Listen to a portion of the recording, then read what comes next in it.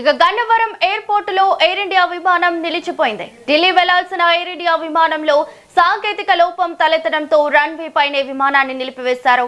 సుమారు 110 మంది ప్రయాణికులతో ఢిల్లీకి బయలుదేరాల్సిన విమానంలో అద్దానికి సంబంధించిన సమస్య తలెత్తినట్లు సమాచారం. ఇక దీంతో ప్రయాణికులు తీవ్ర ఇబ్బందులకు గురయ్యారు.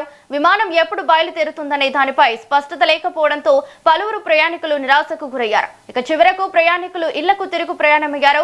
సాంకేతిక లోపాన్ని సరిచేసిన తర్వాత విమానాన్ని నడిపే అవకాశం ఉందని ఎయిర్ ఇండియా అధికారులు నిర్ణయం తీసుకోనున్నారు. ఇక ఇదే అంశంపై పూర్తి డీటెయిల్స్ మా ప్రతినిధి శ్రీనివాస్ ఫోన్ ద్వారా అందిస్తారు. శ్రీనివాస్, చెప్పండి, విమానం నిలిచిపోవడానికి గల కారణాలు ఏంటి? రవళి, ఈరోజు గన్నవరం విమానాశ్రయంలో ఢిల్లీ వెళ్ళవలసిన ఎయిర్ ఇండియా విమానం సాంకేతిక లోపం కారణంతో నిలిచిపోవడం జరిగింది. ఆ విమానంలో ప్రయాణించాల్సినటువంటి 110 మంది ఏదైతే ప్రయాణికులు ఉన్నారో వారు ఇబ్బంది పడుతున్నటువంటి పరిస్థితి. అంటే విమానం సమయానికి స్టార్ట్ అయింది అనుకున్న సమయంలో సాంకేతిక లోపాన్ని గుర్తించి నిలిపివేయటం జరిగింది.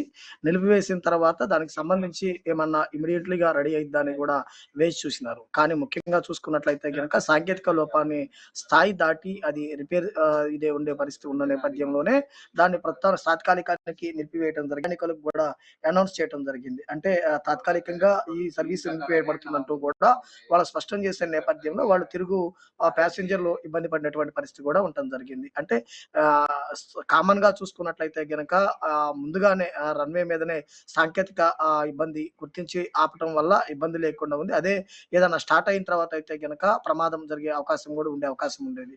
కానీ ముఖ్యంగా చూస్తున్నట్లయితే గనక ఈ సాంకేతిక ఇబ్బంది ఏదైతే ఉందో దాన్ని గుర్తించి నిలిపివేయడంతో దానికి సంబంధించి చూసుకోవాల్సినటువంటి అవసరం కూడా ఉండటం జరిగింది. ముఖ్యంగా చూసుకున్నట్లయితే గనక ఎయిర్ ఇండియా విమానానికి సంబంధించినటువంటి సాంకేతిక సమస్య వల్ల ప్రయాణికులు ఇబ్బంది పడుతున్నారు. అలానే ముందుగానే గుర్తించి నిలిపివేయడంతో ఆ ఇబ్బంది కూడా కలగకుండా ఉన్నటువంటి పరిస్థితి కూడా ఉండటం జరిగింది. ఢిల్లీ వెళ్లాల్సిన వారికి ఇంకా వేరే ప్రత్యామ్నాయ ఏర్పాట్లు కూడా చేస్తున్నటువంటి పరిస్థితి కూడా ఉండటం జరిగింది.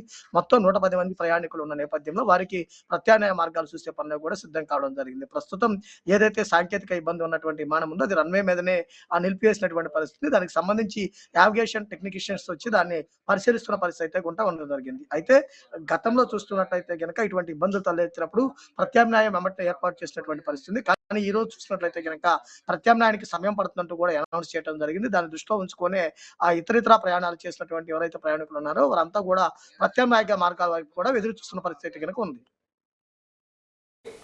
Thank you Srinivas.